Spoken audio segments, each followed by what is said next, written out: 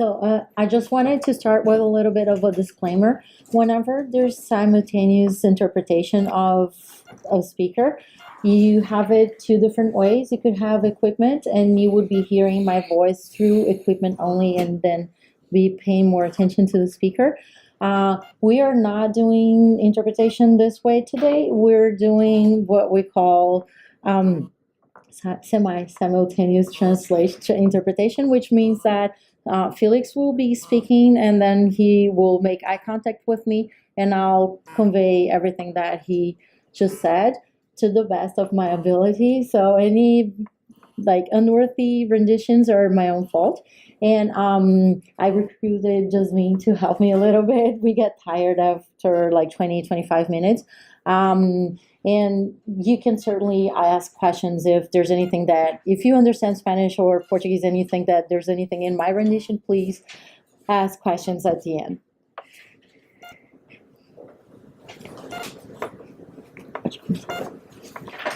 Ikere Adugoenau, Iragogere Badebage Eadadat, Mugarogo Yere Adugoenauda, Pidi no mato, Itaregadori no mato, Pidi no mato, Ituri no mato, Puguete.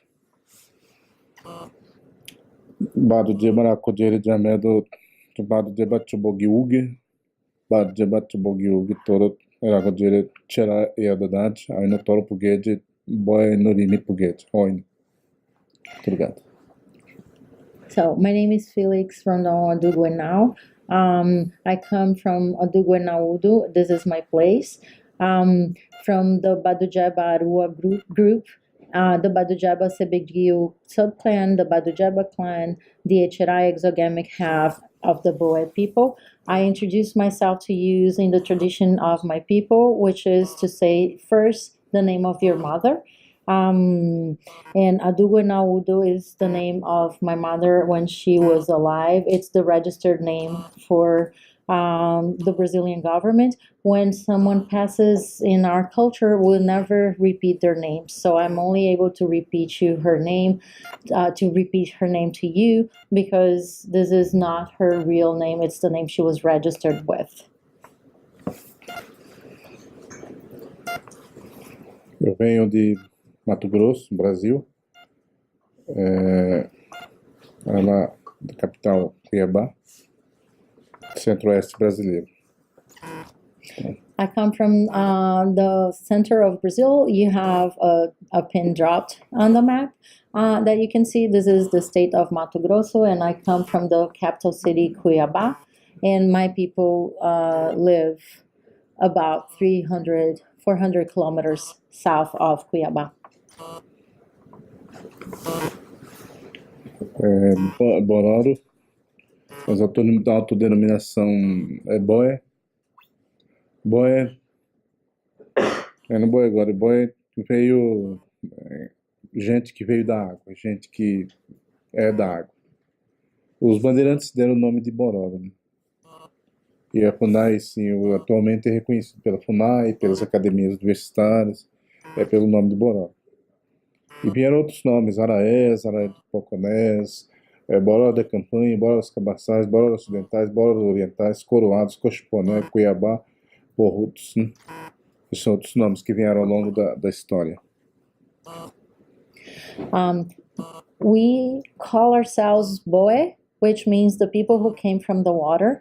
But in the involving society, we are known by Bororo. This is the name with which the Brazilian government and the Foundation for the Indigenous Peoples of Brazil, FUNAI, recognizes us. We have been given other names through the centuries, and you see some of them there: Araé, Arari, Poconé, Aravirá, or Bororos da Campanha. So these are a few of the names my people have been known by.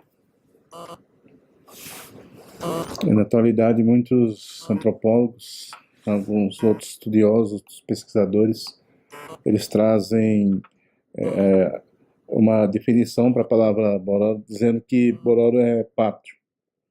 Mas, assim, na perspectiva BOE, Bororo não é pátrio. Bororo é outra coisa, né? Porque ela tá fundida dentro dentro daquela organização social espacial que tem da aldeia. So, if you look at work done on the Bororo nowadays, especially work done by anthropologists, you will see that they say that the name that was given to us, Bororo, is because of the courtyards we have in our village. And this is the translation they give to the word Bororo, courtyard. But to our people, it really isn't courtyard. To our people, Bororo is Boe, which is the people who came from the water. Aroe, it's the souls of the Boe who passed.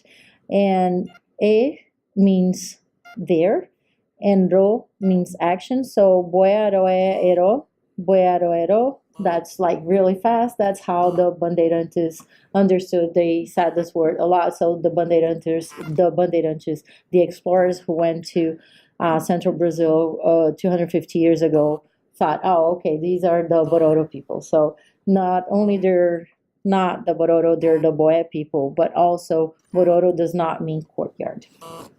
Eu quero deixar bem claro que eu não estou descredenciando os trabalhos dos antropólogos e nem dos pesquisadores que já publicaram trabalhos, papers, né, nos seus trabalhos dentro das universidades, mas eu estou falando assim dentro de uma perspectiva Boé, dentro de como que o Bororo ele entende, como é que ele traz isso dentro de uma perspectiva sociocósmica. And when I talk to you today about some things that you will probably have seen in research, I want to make it clear that I'm not trying to discredit any work done by academics or anthropologists or sociologists, linguists. I am only trying to explain to everyone a little bit of how we as Boe people view some of these things. So I'm not trying to discredit any work done on our culture. O Bororo foi um dos povos que mais resistiram no centro-oeste brasileiro. Segundo Enaureu, o nome dele, o historiador Enaureu,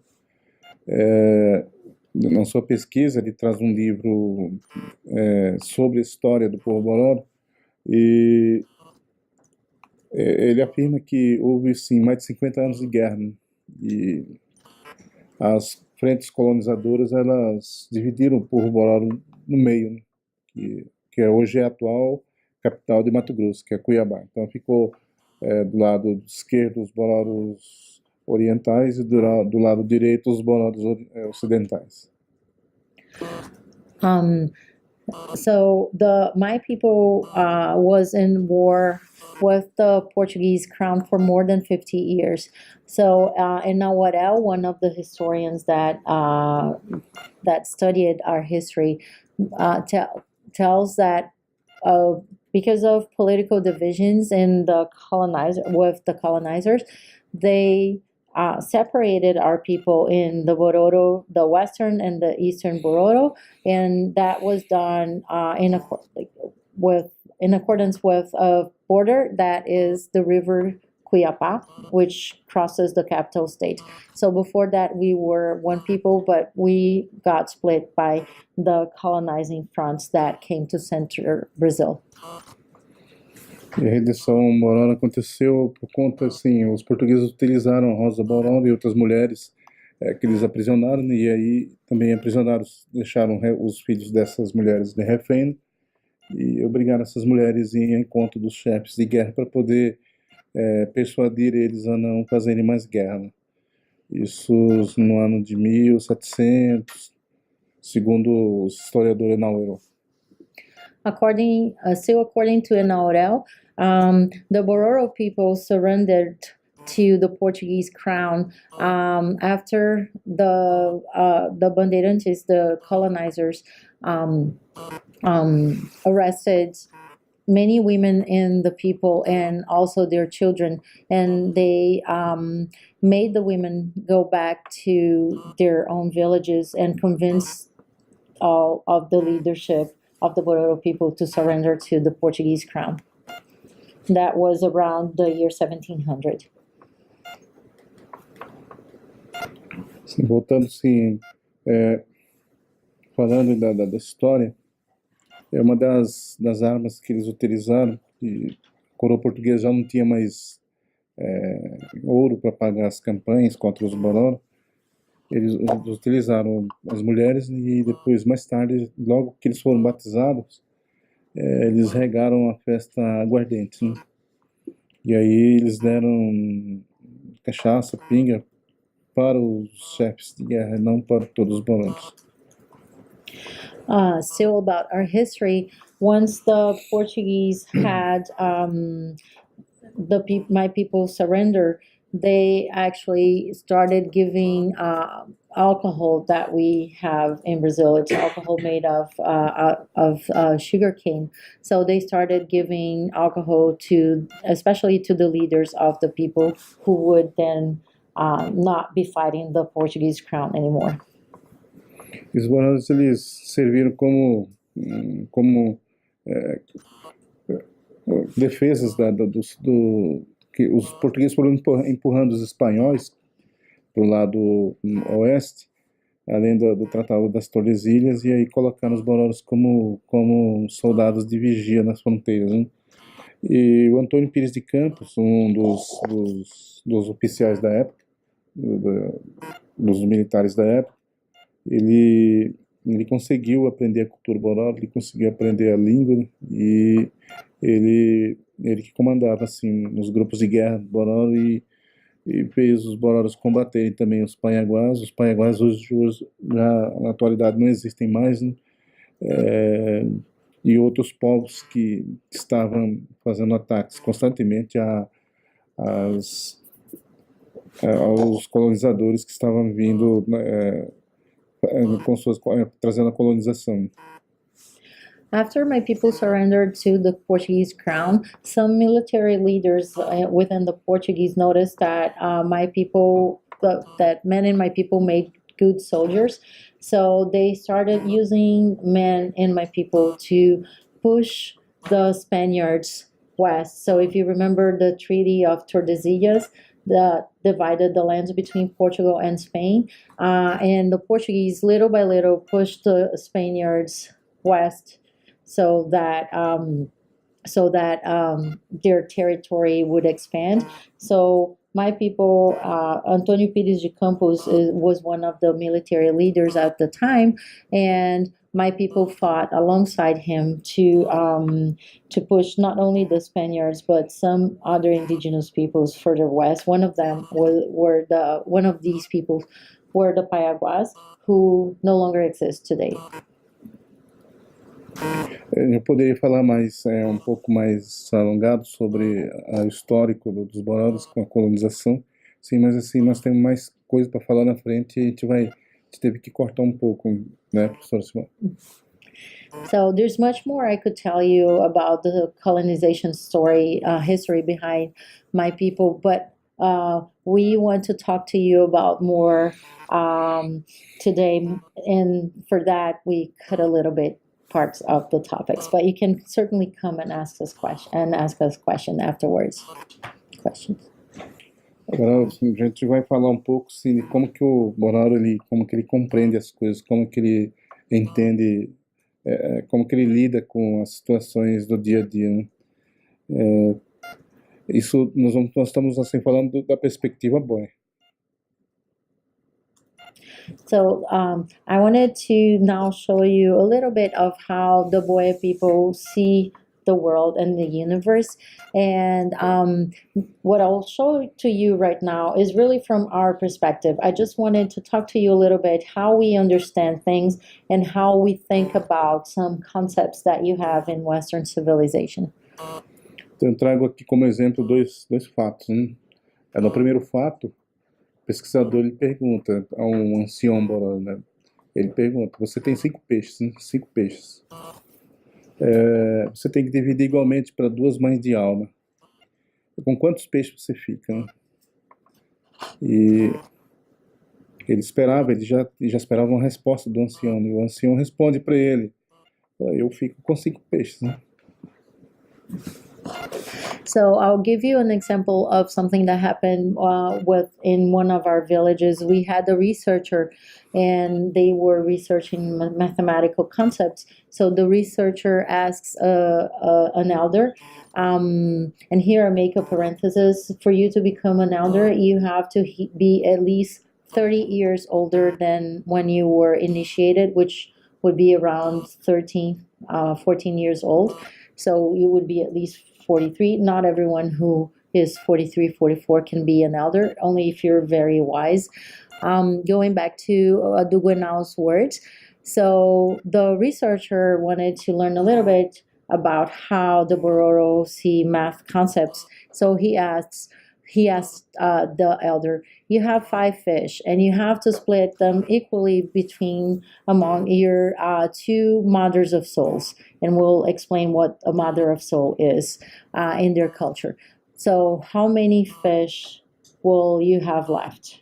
And of course, the researcher was expecting an answer that I think we all know.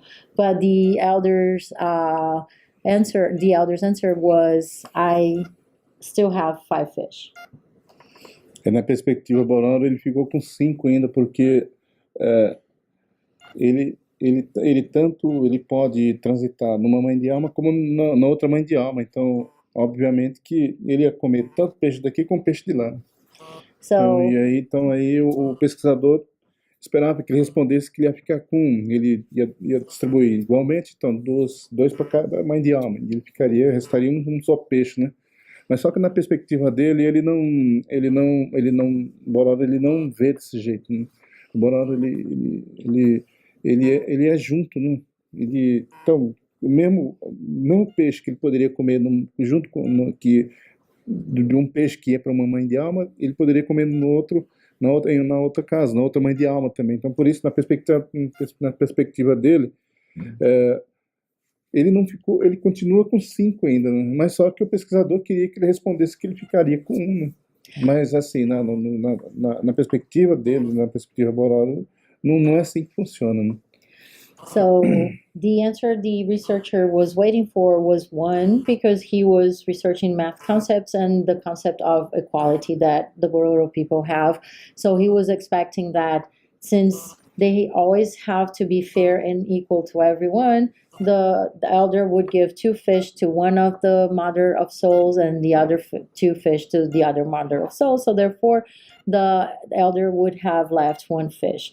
But in their culture, whenever you have a social path, if you have a mother of soul, what happens is that whatever you give, still yours. So they don't ever split. They only unite things.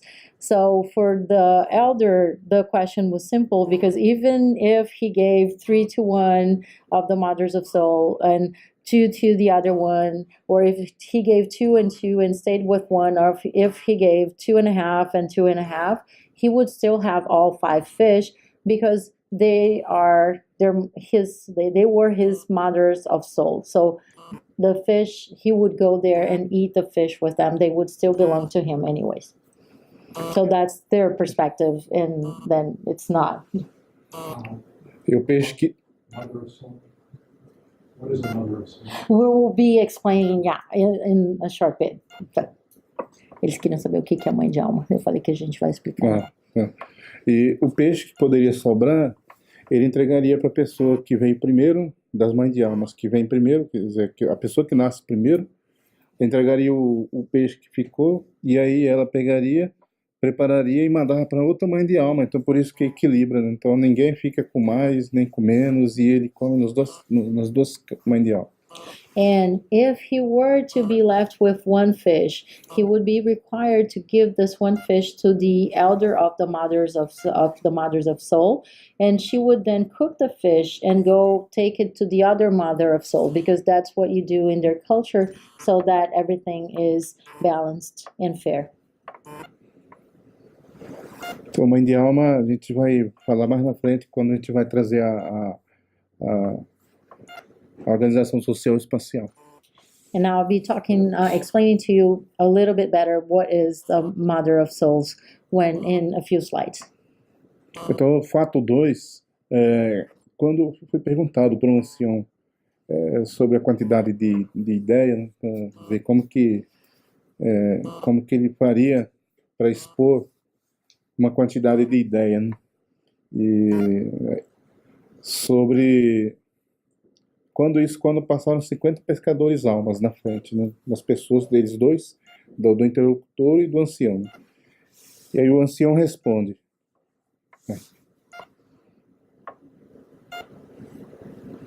So the second fact I want to talk to you about is when we were having a ritual fish trip, and one of the participants of the trip asked one of the elders about the wars that we fought along against the Portuguese, and the question was asked after. So when we do ritual fishing, we follow a one-person line. So after 50 fishermen passed the elder and the interlocutor, the elders asked the question. I'm sorry. The interlocutor asked the question to the elder. Aí o ancião responde, e que era podogidor a boto, e que era podogidor e tabo, e ure podogidor a boto, e ure podogido tabo, arebo, areo, no cobo. Quer dizer, as minhas duas mãos, um ao outro, junto, 10 vezes, né?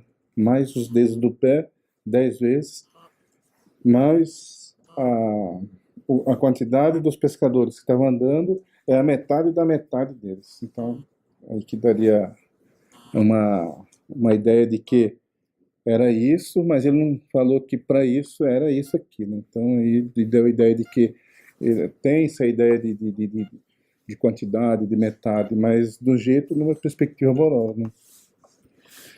So the question that the elder was asked was, so how many warriors were there at the time of our wars against the Portuguese? And the answer that the elder gave after the 50 fishermen passed was, well, if you take all the fingers in my hands together and you multiply them by 10, and you take all the toes of my feet together and multiply them by 10, that was not equal, like that was not half of the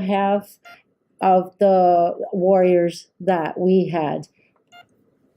So if you make the addition, that's what he wanted to say. So there were 50 people, and if you take all the fingers plus the 50 people plus times the 10 and the toes times 10, that was not half of the half. So that would give you about 1,000 warriors. And he is saying that so that we understand a little bit of how they see mathematical concepts.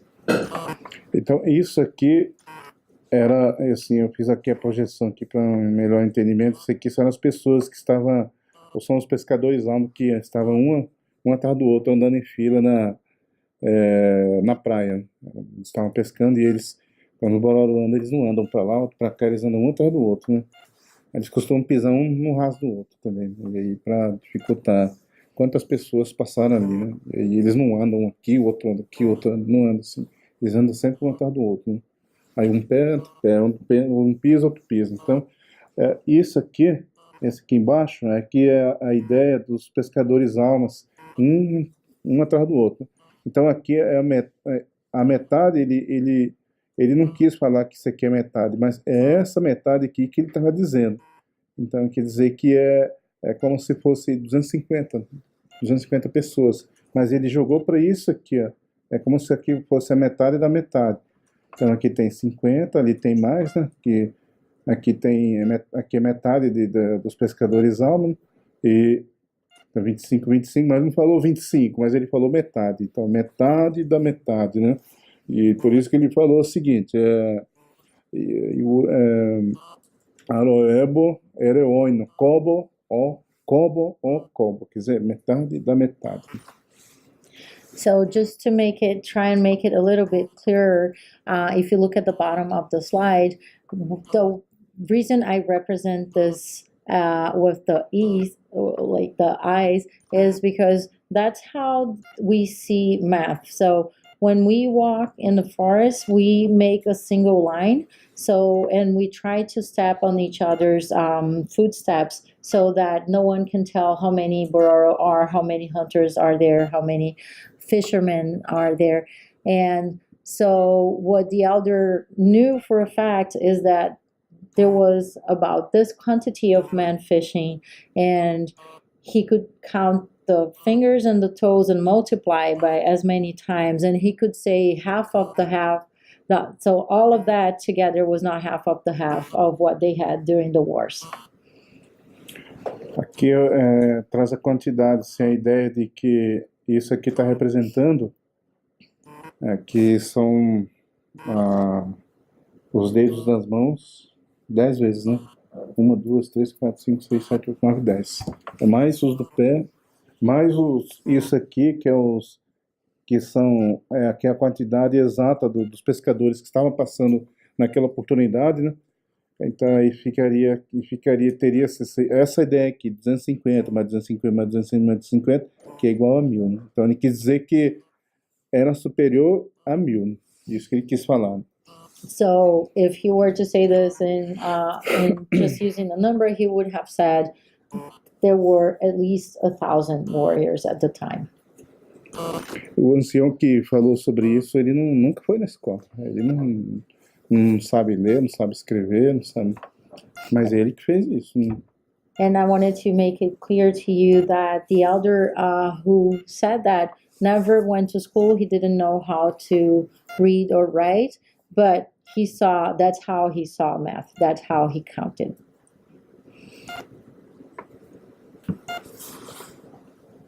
Eu tenho um território tradicional, para vocês terem uma ideia, que não está muito forte, mas aqui nós temos alguns nomes. Aqui está Bororo Ocidental, e aqui do outro lado nós temos Bororos Orientais, aqui Bororos Orientais, e todo esse amarelo são os Bororos Orientais. Do outro lado, para lá do outro lado do rio Cuiabá, que são os Bororos Ocidentais.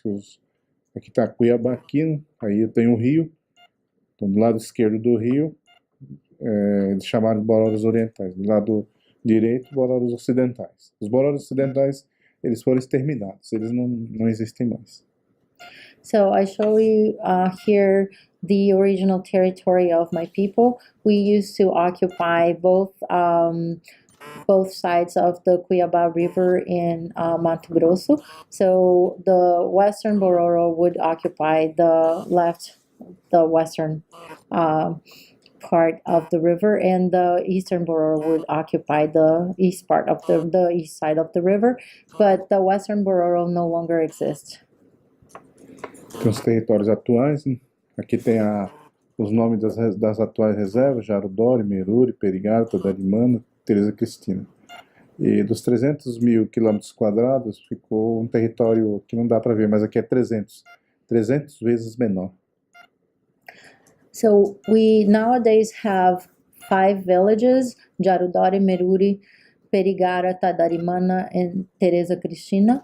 But I wanted to point out to you that our territory used to spread over 300,000 square kilometers, but nowadays we have something, our territory was shrunk to 300 times smaller than that. Então nós temos aqui as reservas, aqui está Meruri, aqui está Jarudori, aqui está Tadarimana, aqui está Teresa Cristina, aqui Perigara. Essas duas reservas aqui ficam no Pantanal. Esse azul aqui todo é Pantanal, isso aqui.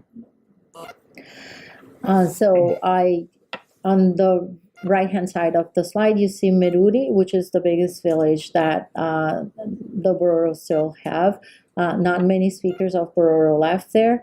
And then on the bottom left on your slide, you see Teresa Cristina and Perigara. And these are 2 villages that are in the middle of the Pantanal National Park. If you never heard of it, it's a little bit like the Everglades National Park, but just bigger. Tudo em Mato Grosso, né? Então vamos para a questão da língua.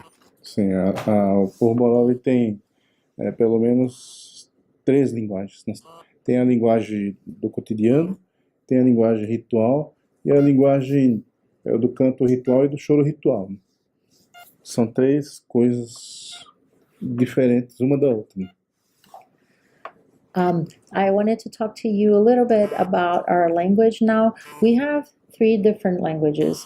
We have the everyday language and the ritual chant language and the lament language. E quem fala o bororo cotidiano, a maioria não entende a linguagem do canto ritual, do choro ritual, não entende. É como se fosse uma outra língua. And I wanted to point out to you that if you're a speaker of Bororo, of the everyday Bororo, how I call it, you don't necessarily understand the ritual chant language and the lament language. So if you don't learn it, it's a very different language and there's not mutual intelligibility. E ainda tem mais 2 linguagens. Tem a linguagem do xamã das almas e a linguagem do xamã dos espíritos. São dois xamãs, né? 2 tipos de xamãs. We also have 2 shamans, the shaman of the souls and the shaman of the spirits, and they also speak a different language. And if you're not a shaman within our people, you will not understand this language. E quem não é xamã não entende nada nessas linguagens. And with that, I'll pass it to Jasmine a little Ainda bit. assim, eu trago aqui algumas palavras para vocês terem uma ideia, como exemplo. Do lado de cá, algumas palavras que se fala, que se utiliza no cotidiano. E do lado de lá, são palavras que se utilizam na linguagem do canto. So you can see that there are different languages. I'm showing you some words. So in the left side, you have words from everyday use. And on the right side, you have words from the chant use. A primeira palavra lá que eu trago é adugo, que significa jaguar, na linguagem cotidiana. Do lado de lá é ain. E as pessoas que falam no cotidiano, assim, você não sabe, não entende nada, né? Como se fosse uma outra língua diferente, né? E do lado de cá, aipobureu, que é jaguateri, que do outro lado de lá, a linguagem dos cantos rituais é haogodori. E do lado de cá, boeiga, linguagem do cotidiano, de lá, ica. Do lado de cá, que é anta, e do lado de lá, marido. A mesma coisa, anta, né? São palavras diferentes para o mesmo significado. De cá, pana, que é tamanduá, de lá, buque, que é tamanduá. So for instance, you have adugo, that is jaguar, and in the everyday language and in the chant language, that is I. You have aipobureo for white cat, and in the everyday language and in the chant language, that's augodori. For the word bo, you have boeiga for the everyday use and ika for the chant language. For the word tapir, you have ki in one and marido in another one. And for the for anteater, you have tana in everyday use and buke in the chant language.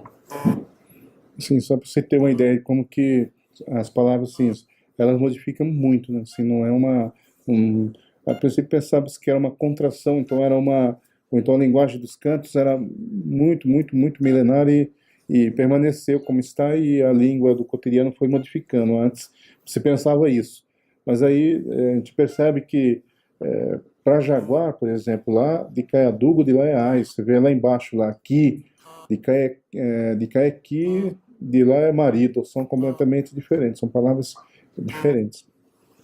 So before we thought that they were like the same language, but the everyday language was contracted, or the chant language was more archaic. But as we can see, that's not actually the case, because for tapir you have ki in everyday and marido in the other one. They are very different. Então, sim, ainda falta a linguagem do choro ritual ainda. Tem um choro, tem uma linguagem específica, especial para chorar, né? E o homem tem Imedo tem o seu jeito de chorar, as palavras próprias de falar, que a mulher não fala, né? E a mulher, quando chora, ela tem as palavras próprias que o homem não fala, né? É tudo assim, é diferente, muito diferente um do outro. And we still have the lament language. That's we are not showing that, but they're very. It's also very different, and also there's a difference in gender. So the men use the lament language in a different way from the woman. Então o Bororo ele não ensina a linguagem do canto, ele não ensina a linguagem do choro ritual, ele não ensina, né? Às vezes os pesquisadores perguntam para eles, mas aí eles dão um jeito lá de não falar, né? É porque tem um pesquisador que chama, deixa eu lembrar o nome dele, ele é linguista também, ele disse que os Bororos colonizaram todo o Mato Grosso, todo o Centro-Oeste, junto com o general da época, o Antônio Pires de Campos. E uma coisa que os Bororos não ensinaram foi a língua, porque era uma estratégia, como se fosse uma estratégia militar. So many researchers try to learn the chant and the lament language, but the Bororo usually don't teach that for anybody. And actually, so in Mato Grosso, all Mato Grosso were conquered by Bororos, and with the leadership of Antônio Pires. And they conquered all the state, but they didn't taught those two languages for anybody else. That was a strategy that they used. Aqui nós temos uma linguagem do assobio. Ela é feita, produzida por diferentes técnicas. Eu tenho somente com a boca, eu coloquei número 1, que tem a tonalidade alta e tem a tonalidade baixa. So there's also the whistle language, and you can use that to produce with different techniques. And for instance, one is showing that if you use only your mouth, you can have a low tone and a high tone. E a segunda modalidade, a segunda técnica é com dedos na boca. E aí tem com um dedo, tem com 2, 3, 4 dedos, né? And the second type is you can use also your fingers. You can use like just one finger, 2 fingers, or 3 fingers. E aí tem o outro ali, o terceiro, ali está repetido o número 2, mas ali é 3, com as mãos. E com as mãos eles utilizam as mãos e também eles utilizam folhas, utilizando a mão, coloca folhas no lado para produzir o assobio. And the third one is saying 2, but it's actually 3. You can also use with your both hands. You can use just your hands, or with a leaf in your hands, or a leaf in your lips. E quem não utiliza, o Bororo que não utiliza a linguagem do assobio, ele entende perfeitamente quem está assobiando, né? Quem está comunicando por assobio, numa linguagem do assobio. So, and the Bororo that doesn't use the soul language, he can still understand whatever is using that. E o Bororo que assobia, qualquer Bororo que ele tem a técnica do assobio, ele pode assobiar qualquer língua conhecida previamente. Se ele conhece uma língua previamente, ele consegue assobiar. Eu fiz isso para Simone para ela ver. So basically, if a Bororo can whistle a language, he can whistle all the languages that he knows, if he knows them beforehand, of course. Aqui a gente vai abordar a organização social espacial do povo Bororo, que vocês estão vendo aí no quadro, que é uma organização assim, que é uma formação de aldeia, né? De uma aldeia Bororo. From the whistle language, and I just wanted to complete that what Adugoenau said, that when you have a whistler, they can actually whistle all languages they know. So he said, he pointed at me because he said, I did that to you. So he did whistle a word for me in Portuguese, and I understood the word. And we are recording sentences and words that he whistles in Portuguese and in Bororo, and it's really impressive to see that you understand the word. And I never heard a whistle language beforehand. But going to then this slide, he is starting to talk to you about how his people is organized socially. So they call it a metaphysical social organization, and he's going to explain a little bit of it to us now. Tudo isso, essa organização, ela foi feita foi pensada para ter uma equilibricidade, é porque o equilíbrio para o Bororo, ela consiste nessa linha aqui, nessa linha e nessa outra linha aqui. Então são duas linhas, né? Essa linha aqui é a linha dos espíritos. Os Bororos dizem que ela é da cor anoitecida. O Bororo não tem palavra para cor negra, para cor preta. So I start by pointing out to you that everything that we build our villages around is meant to bring to life the axioms that we believe in. And I'll start with the vertical line that you see on the slide. I'll call your attention to the fact that if you look at the bottom right of part of the slide, you'll see that actually east is on top and west is at the bottom. So we don't do the traditional north on top. And this line is the line of the spirits. So the vertical line is the line of the spirits, and we think of it as being of the color of the night. So we don't say black because we use the color of the night. A linha na transversal aqui na horizontal é a linha dos humanos. Ela é de cor... Bororo não tem... Ele diz que há uma cor que para dizer que é o sangue do líquido menstrual. Então, essa linha aqui, ela é o líquido, como se fosse o sangue do líquido, fosse o líquido menstrual, isso aqui, né? E, assim, mais uma vez, assim, eu não estou falando, assim, não estou descredenciando o trabalho dos antropólogos, nem de outros estudiosos que fizeram estudo sobre isso, sobre os Bororos. Mas isso aqui, ela não divide, gente, ela não é divisão, e nem isso aqui é divisão. Mas, assim, em muitos trabalhos acadêmicos, você vai ver que eles estão dizendo que divide, né? Mas, na perspectiva Bororo, não é divisão. The horizontal line that you see that runs from north to south is the line of the men. And this is a line that is of the color of the woman's menstrual liquid, because that's the giver of life. And so you will see that many times it's described as a red line, but if it became a red line, there would be no significance to us. So we describe it as the color of the liquid that gives life, and that color is red. I also wanted to point out to you that if you read academic work, most likely you will see descriptions saying these are the lines that divide or split the Bororo villages. But to us, they're not the lines that split, they're the lines that bring together. So they're the lines that unite all of the halves. So the spirit half and the world half and the two exogamic halves. Então essa linha aqui une essa parte aqui com essa parte aqui, que aqui é a parte das almas, e aqui embaixo a parte dos espíritos, né? Por isso que se diz Adugoenau, que Adugoenau, e aqui Manopá. Meriruto, Meributo, Aroi Bacorolo e Aroi Tubó.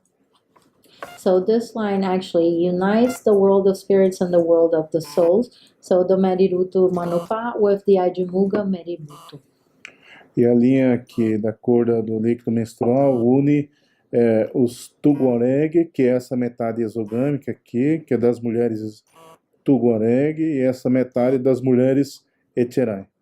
And the line that is the color of the menstrual liquid that you see there, your horizontal line, is the line that unites the two exogamic halves. And I point out to you that these are the lines that represent the women. So this line unites the Tuareg women and the Echerai women. E eles fazem uma união só aqui no centro, aqui tem um esteio bem no... Aqui, esse retângulo aqui é a casa do centro, onde acontecem os rituais. E aqui tem um esteio aqui que é considerado como se fosse a porta de comunicação com o mundo dos espíritos. Então, por isso que aqui é possível, os Bororos, eles fazem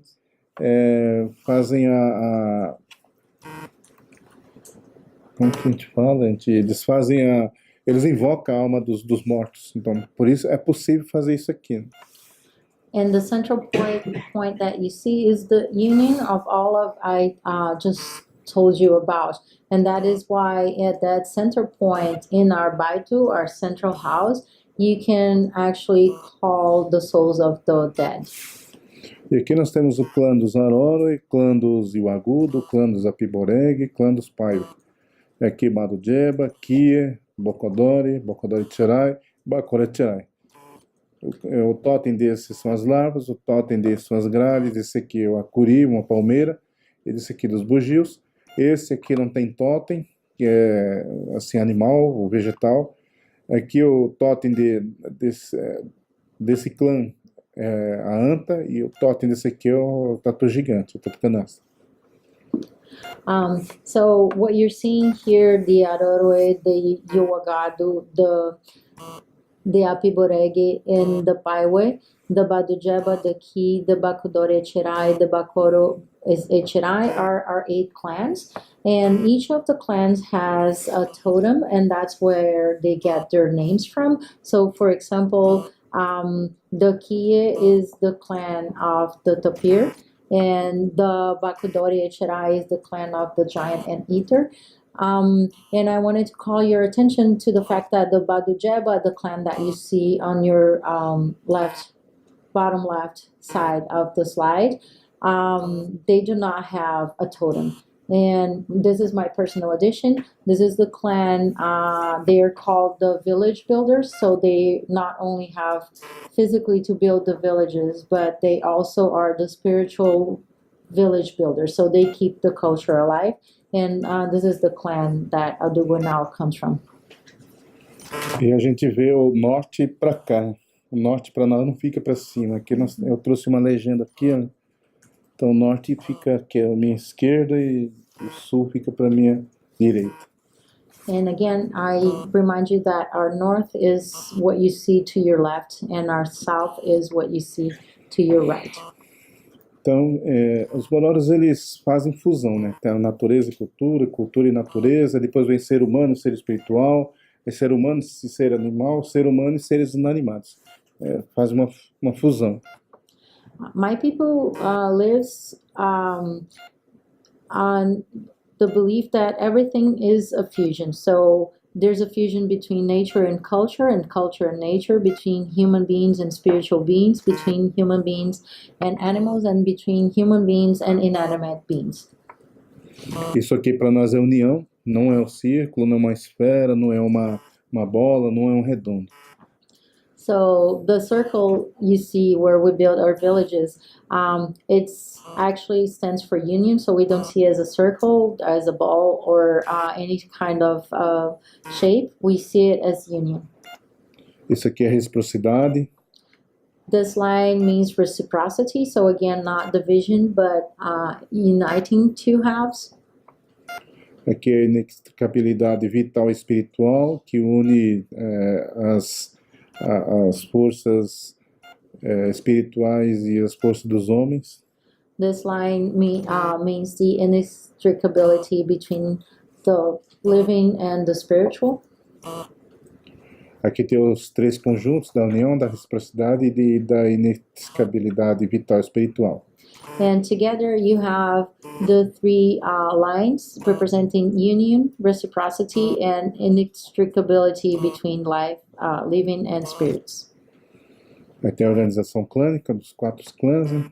Aí eu trago uma fotografia da casa lá que fica no centro. So the picture you see here is the one of the baitus, or the house that you saw in the center in the first slide. And this is the aldeia, the village Rio Coroguedo. Aqui na organização clânica, aqui tem os clãs com os seus subclãs, aqui também, todos eles com seus subclãs.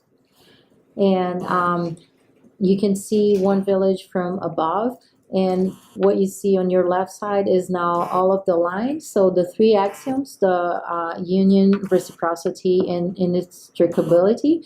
And then the red lines that you see are the subclans, and the black lines, which are not horizontal or vertical, are the lines that bring together the clans. Aí tem um plano complexo metafísico com todas as suas linhas aqui. Essa aqui é a linha onde ficam as casas, né? Que é esse aqui, ó.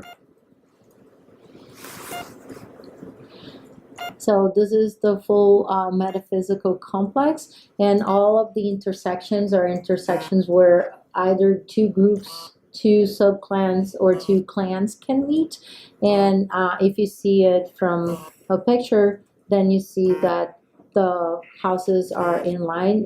When my people, when the Bororo were in bigger numbers, you would have concentric circles if they had more people in the Aqui eu clans. trago uma aldeia que ela não está na forma circular, onde que os padres salesianos estão junto com os Bororo, por isso está na forma quadrada.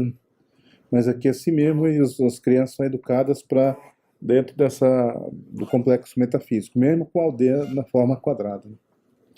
What I'm showing to you now is our biggest village, which has been decharacterized when the Salesian priests arrived. So it's no longer circular, it's a square. But even then, all of our children go to the Baitu, the house in the middle, to learn about our culture and which clans and subclans and groups they belong to and who they can marry with and what the traditions of the clans are. Aí tem a origem, as simetrias. A origem é isso aqui, ó. Isso aqui que é a origem.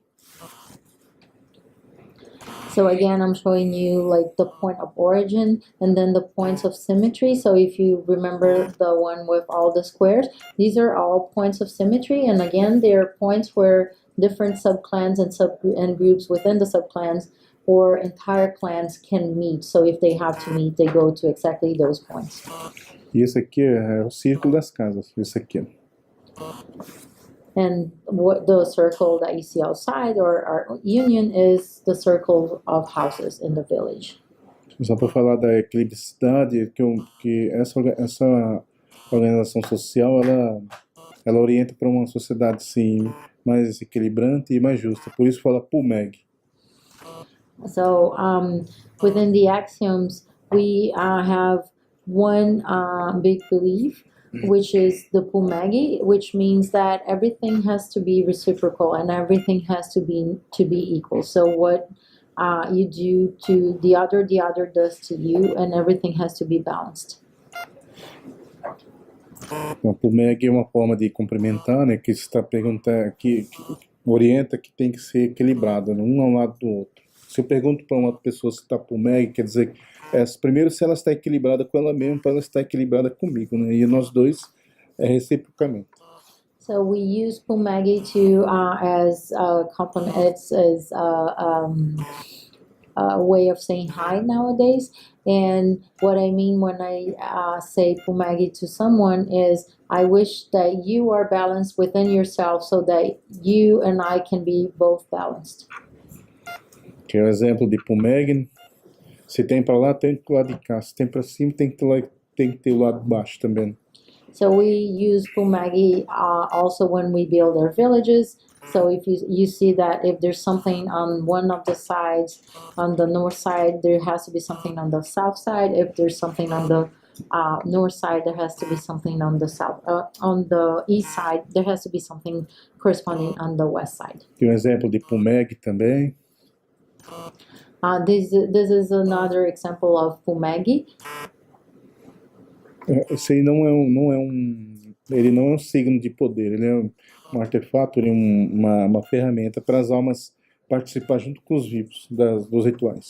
And different from other peoples in Brazil, this is not a symbol of power within my people. It's actually a symbol that we use to bring the souls to celebrate our rituals together with the living. Isso é um cocar. And we use the word kokar for Esse é um exemplo de pumeg também, né? Que aqui os homens dançam com, isso que chama marido. Se dança com o marido, as mulheres também têm que dançar também. Aqui a fotografia que quer mostrar é a mulher com a roda.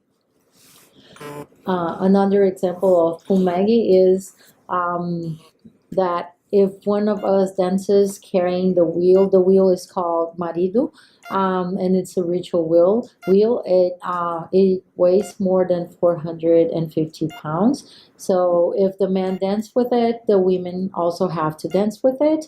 And of course, they have a little bit of help if they cannot carry the wheel by themselves. But he wanted to call your attention to the fact that he's not showing the jaguar skins there. He wants to show the woman in the background because she's also carrying the marido. Esses aqui eles são representantes de pessoas já mortas. Esse aqui é um, esse aqui é outro, esse aqui é outro. E aí a mãe deles que se chama mãe de almas. So the men you see here, they're representatives of someone who just passed away, and this is their funeral ritual. And they are representing the dead, and their mothers are the ones who are the mothers of souls. So the social representative who honors you when you passed comes from a clan where the mother is a wise woman who could be the mother of the one who passed away. Então é isso aí, uma dança. Sei que ele está dançando, ela lá também está dançando com ele, né? So this is a dance. So the man is dancing, and then the woman in the background is also dancing. It's a funeral. E no meio aqui é o túmulo onde está enterrado o morto. Aqui. And the deceased is buried in the shallow grave that you see in the background on the leftmost picture. Tem a referência. And I put as reference here some work that was done by myself and by some of the Salesian, but mostly I put the Boiacado, which is our code of conduct. Tá. Thank you.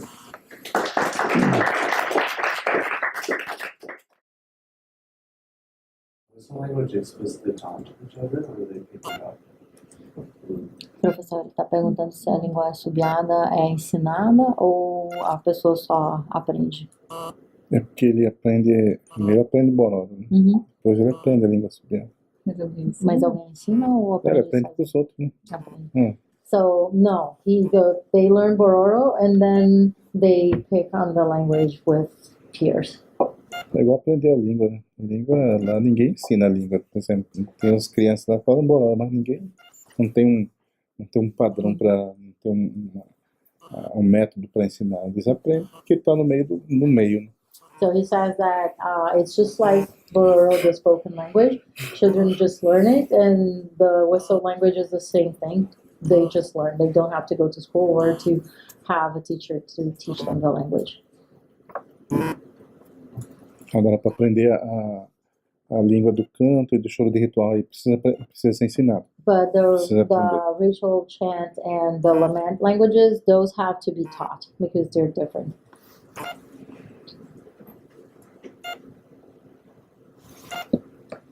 Questions?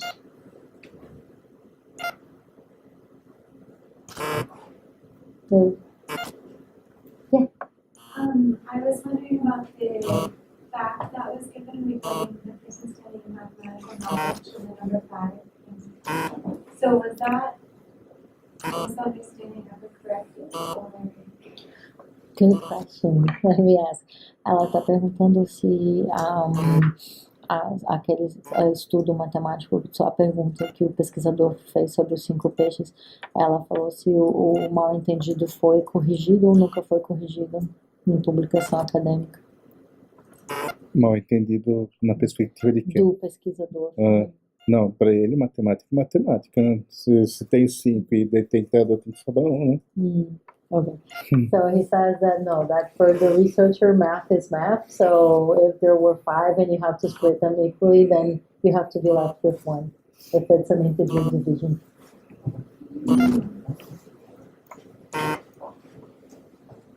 Yeah, sure.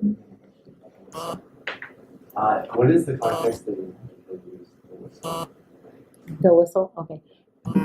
O Forrest está perguntando qual o contexto, quando que vocês usam a língua assobiada? Usa no cotidiano. Quem usa no cotidiano, sim, agora, mas tem aquela outro tipo de linguagem que é assobiada que eu falei que o pessoal pediu para não falar, né? Uhum. Porque é utilizado sempre porque há muita assim, com muito conflito com fazendeiros, com madeireiros, com garimpeiros, né, principalmente. Então aí precisa manter o segredo para as pessoas comunicarem entre si sem que as pessoas saibam que está comunicando, está falando. Né?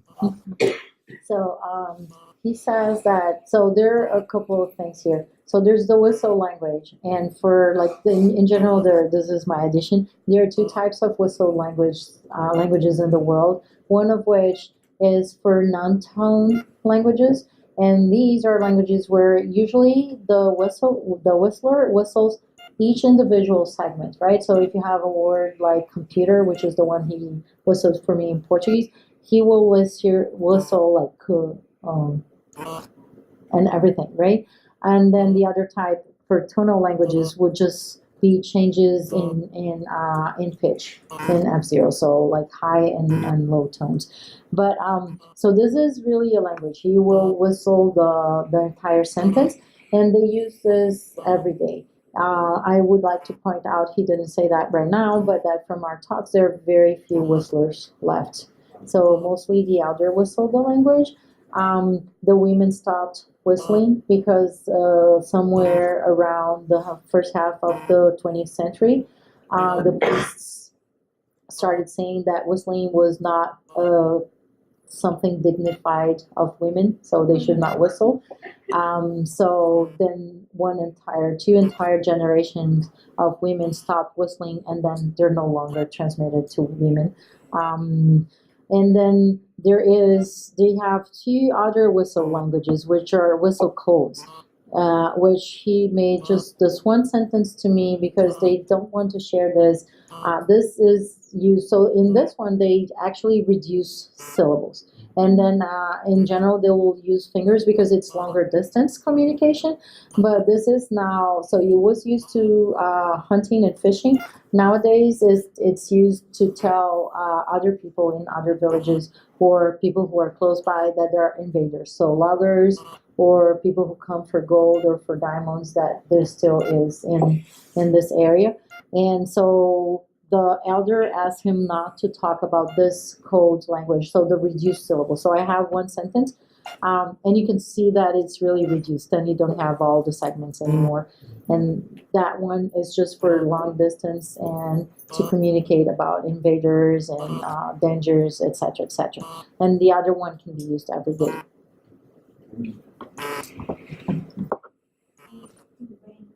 Vou fazer a pergunta em português para os pastores em inglês. Então, é o seguinte, obrigado pela apresentação. Eu queria saber, você falou sobre a língua como uma estratégia militar. Então, com esse como um instrumento de poder. Né?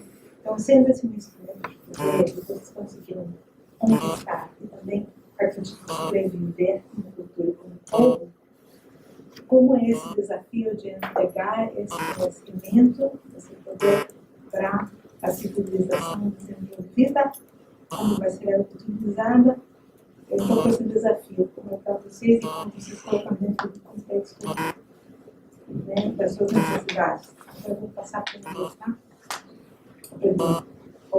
No, you do it, and then I'll. No, you do it, and then I'll do his answer. Okay, I was just asking in relation to the fact that Felix mentioned that the language was actually an instrument of power for conquering and also to survive since they are still alive in this civilization. So I was asking him what is the challenge of kind of giving the power, opening the information to the civilization that is developed, civilization, let's say, or with power, that has the power and has other cosmovision from another perspective. And what is that challenge for them? How are they putting it into their context of their needs? O antropólogo Darcy Ribeiro, quando estava vivo, ele fez uma fala que os Bororo estavam vivendo as últimas etapas de um extermínio. E infelizmente não acabou. Os Bororos existem ainda. E uma situação que a gente percebe é que eles não falam também dos cantos, não falam do choro. Eu tenho assim uma dificuldade muito grande de estar conversando com os pesquisadores, porque os pesquisadores querem saber das coisas, só que o saber não é só meu, né? O saber, ele é do coletivo. Então, aí quando os anciãos pedem para não falar, a gente guarda com todo respeito. A gente tem coisa que a gente não fala, tem coisa que a gente não, porque eles pedem para não falar, e se acaba falando, corre o risco, eles acham que corre o risco de um dia as pessoas entrarem e haver a destruição final, porque os Boros acreditam que eles estão resistindo ainda por conta dessa união. O círculo é união, não é um círculo, né? É a união do povo. Né? Sabe que o círculo, ele tanto o círculo como um projétil redondo, né, ele perfura com mais impacto, né? Algo redondo, ele gira em torno de si mesmo com mais, com mais facilidade do que algo que tem quina. Então, se você atira um projétil também que é quadrado, então que é triângulo, ele vai com uma certa força até uma distância. Depois ele perde a força, ele vai de um lado, vai para o outro lado. Então, e agora o Bonaro, ele viu nisso o redondo, o círculo, uma forma de estratégia, de se fechar para se defender. Né? E uma das coisas que está na história do Mato Grosso é que os Borós não ensinaram a língua Boró, né? Tanto é que eles andaram no centro-oeste todo, contando pis de campo, fazendo os aldeamentos dos outros indígenas. Aldeamento não é aldeamento. Aldeamento era como se fosse uma cadeia naquela época, quando colocavam os indígenas que eram considerados gentios, os rebeldes, né? E deixavam eles lá. Então, não, desde aquela época já se pensava nisso, de se guardar. Porto Carreiro, ele escreve lá na sua dissertação de mestrado, Porto Carreiro é um arquiteto, professor lá da UFMT, ele fala que os Bororos são o povo, ele fala que os Bororos são os antigos xaraiés, são os mesmos xaraiés. Né? E ele fala que se essa hipótese ela é confirmada, porque ele juntou várias situações em que se assemelham cultura, artefatos, enfeites, organização social. Né? Então ele fala que o Bororo seria um dos povos com mais tempo de contato e que ainda não acabou. Existem, enquanto que outros povos com menos tempo de contato já se terminaram de uma vez, não existem mais. Né? Darcy Ribeiro, an anthropologist around half the 20th century, said that the Bororo would not see the light of the 21st century because there are so few of them. But we survived so far, and we think that we survived because of the union that my people has. And when our elders ask us to not share something, we don't share, so we keep part of our culture to ourselves. So even as I'm here, everything that I'm sharing, I ask permission to share with Simone, with our lab. And we do believe that this is what keeps our language safe so far. And indeed, there are many people who have many peoples of Brazil who have been in contact with white society for much less than we have. We have been in contact with Europeans for 275 years, more or less. And many of these people no longer exist or have been assimilated, but my people still persist in our culture and our language. And we think it's a little bit because we share what can be shared, but we also keep things that we need to keep to ourselves. Questions? I was curious about the differences between the everyday language and the chanting and anything languages. Does that extend beyond just lexical differences, like or to the phonology or morphology? So I can answer the phonology part. It's really very different. But I'll ask about, I don't know about structure. So the thing is, the lament and the chant languages, I am only able to record a few minutes, but they're really 45 minutes at least each of the chants and the stories and the lament. They're at least 45 minutes long. They also require two people because in their culture, nothing is done like alone. So you have to have two people to tell stories. You have to have one people, like each person has to come from the different exogamic halves. But let me ask about structure.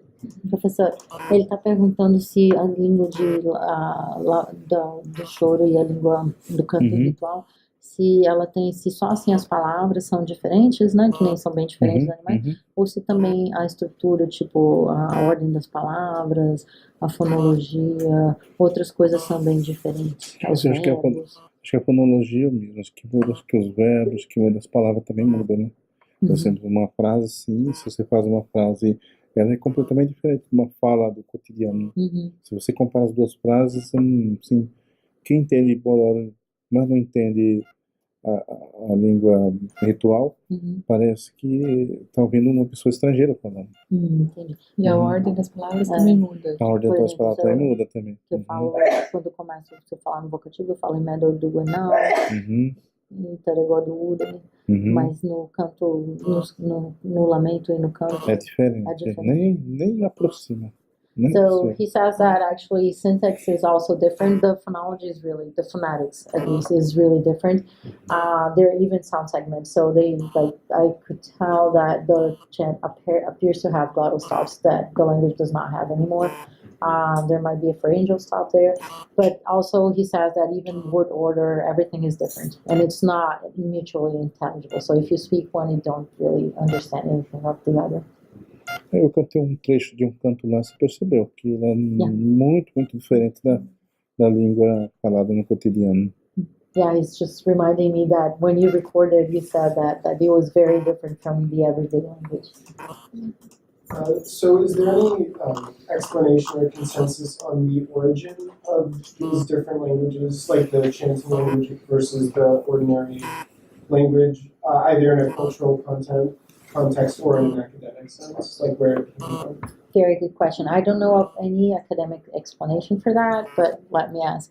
Professor, ele está perguntando se tem alguma ideia, ou na sua cultura, ou em texto acadêmico que o senhor conhece, de por que as línguas são tão diferentes, da origem, da língua dos cantos, ou se na cultura de vocês diz por que são tão diferentes as línguas, alguma coisa assim.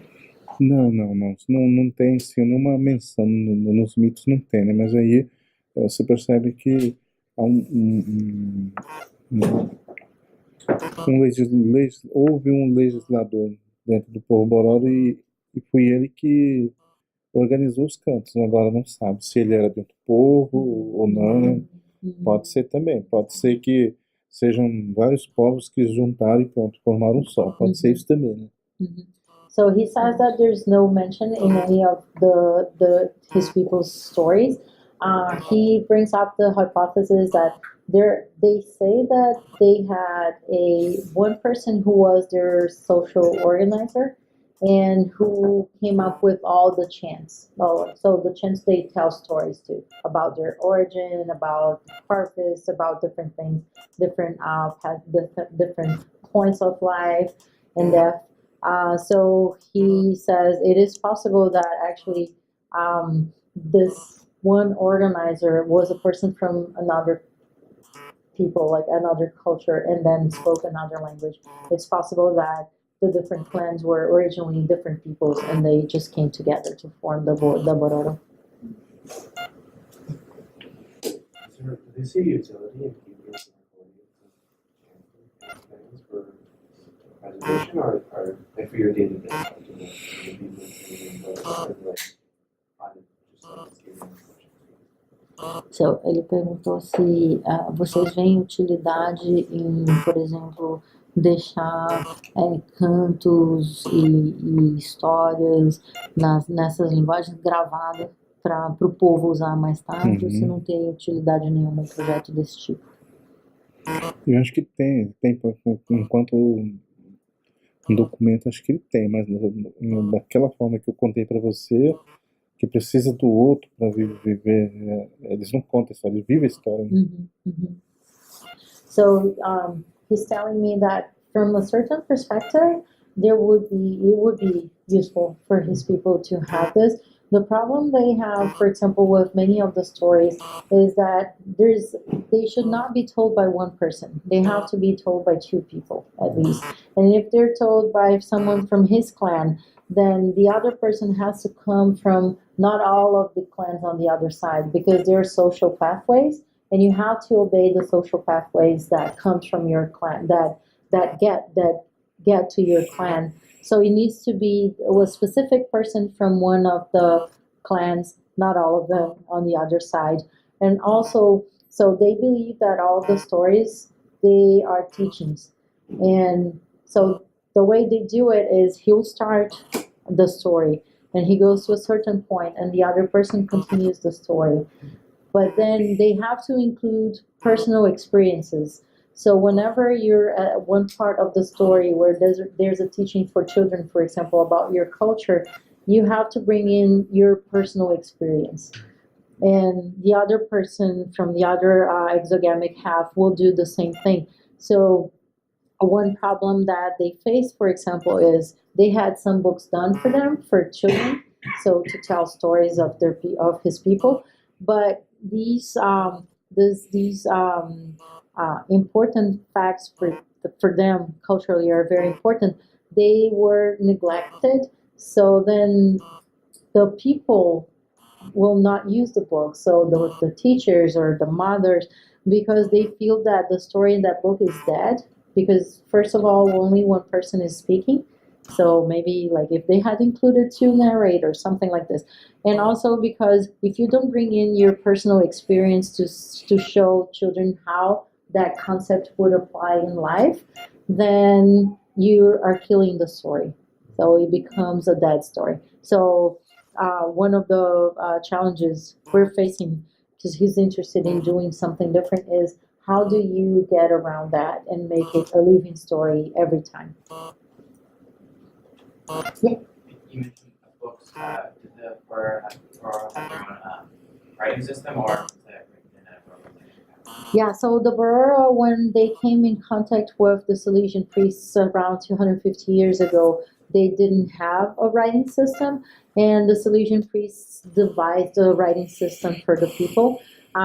It is one of the things Adugoenau, as one of the leaders of his people, wanted to work on, because what happens is the Salesian priests were speakers of Italian, so they devised a system that is very useful if you're a speaker of Italian, and is really confusing if you're a speaker of Portuguese. So, for example, they use the grapheme C for ch, which is like what they call their C dolce.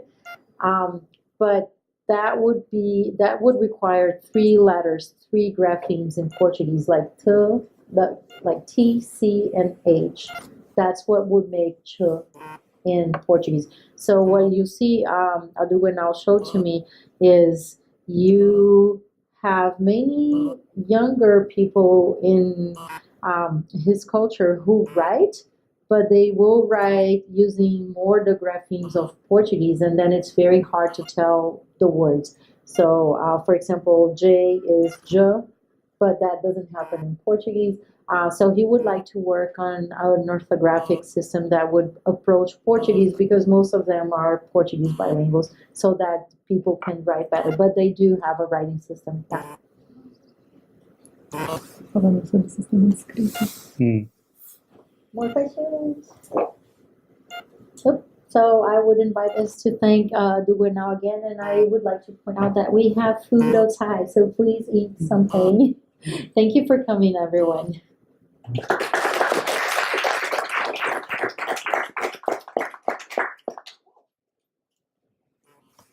Obrigada pela palestra, professor. Muito interessante. Obrigado. Espero que a gente tenha um pouquinho de tempo para conversar depois. Porque agora conseguimos dar a passagem dele, então a gente pode fazer mais Então você não vai mais embora amanhã? Não. Que bom. Quanto tempo mais ele vai ficar? Até dia 17, né, professor? 17. Que ótimo. Então vamos ver se a gente consegue conversar um pouco mais. Dia 17 eu viajo. Gostaria de ouvir um pouco mais.